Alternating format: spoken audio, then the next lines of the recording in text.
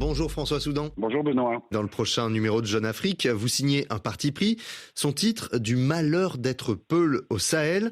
Alors cette communauté Peul est particulièrement ciblée dans les guerres contre les groupes djihadistes au Mali, au Burkina Faso et au Niger.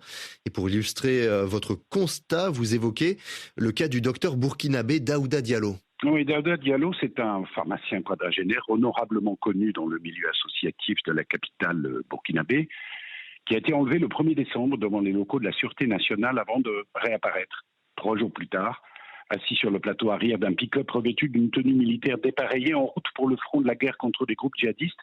Et cela dans le cadre de la campagne d'arrestation, d'enrôlement forcé d'opposants. On a vu le cas d'Ablassé Doué Draogo cette semaine, de journalistes et de militants de la société civile décrétés depuis quelques mois par la junte au pouvoir afin de les, entre guillemets, rééduquer. Alors Daouda Diallo a 2 défauts majeurs, aux yeux des autorités qui lui valent d'être engagé sous contrainte. Il est le secrétaire général d'un collectif qui documente les exécutions extrajudiciaires commises par l'armée et les miliciens des VDP, et il est une figure connue de la communauté Peul. Or, il ne fait pas bon être Peul au Sahel de nos jours, Benoît. Il ne s'agit pas ici d'essentialiser la crise sécuritaire qui traverse cette région, mais de constater un fait, bien qu'il ne constitue que 15% de la population du Mali, 8 à 10% de celle du Burkina. Les Peuls représentent plus de la moitié des civils tués par l'armée et les milices, notamment la milice russe Wagner en 2022-2023.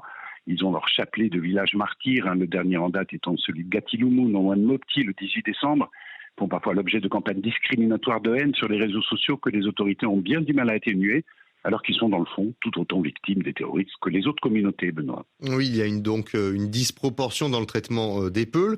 Alors François Soudan, est-ce qu'elle est en lien avec l'évolution des effectifs des groupes djihadistes ? Le lien est assez évident. La majorité des troupes et des cadres intermédiaires de l'EIGS, du JNIM et certains de leurs chefs, notamment Amadou Koufa au Mali, est aujourd'hui formé de membres souvent très jeunes issus de cette communauté. Sur le combinoscope des 20 djihadistes les plus recherchés diffusés par les autorités burkinabées, la quasi-totalité des noms est Peul. Les origines de cette surreprésentation sont connues. Elle renvoie au conflit pour l'accès à l'eau, au pâturage, au sentiment de déclassement, de marginalisation, vécu en particulier par les jeunes, les cadets sociaux des communautés Peul rurales. L'aspect purement religieux étant finalement négligeable, avec beaucoup de cynisme. Les chefs djihadistes exploitent et exacerbent ce sentiment de victimisation en fonction d'un axiome particulièrement mortifère, Benoît. Plus l'armée et les milices massacrent de civils, mieux ils recrutent. Comment sortir de cette spirale mortifère, justement ? Malheureusement, le seul chef d'État de la région à avoir tenté de briser ce cycle en changeant de paradigme via des politiques d'inclusion n'est plus au pouvoir pour les appliquer.